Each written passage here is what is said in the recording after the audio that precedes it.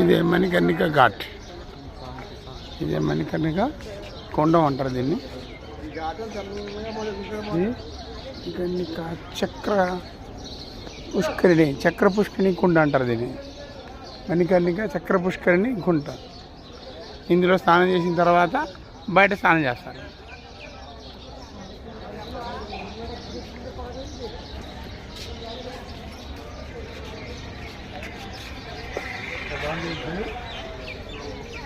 ఇక మా టీం అందరు ఇక్కడే ఉన్నారు. వీళ్ళందరూ మా బస్ మెంబర్స్. వీళ్ళందరూ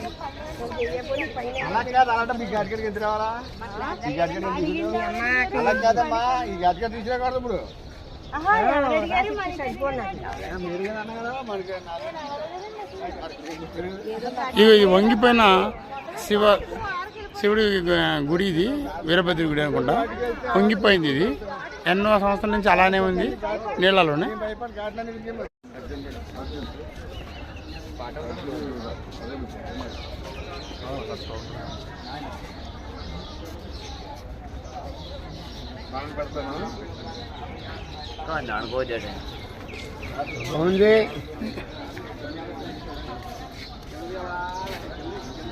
ఇదే మణికర్ణిక ఘాట్.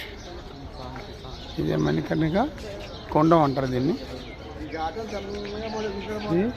మణికర్ణిక చక్ర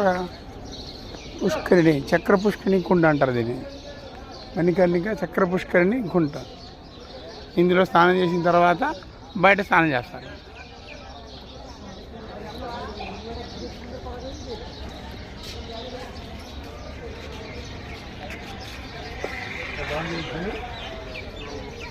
ఇక మా టీం అందరు ఇక్కడే ఉన్నారు. వీళ్ళందరూ మా బస్ మెంబర్స్. వీళ్ళందరూ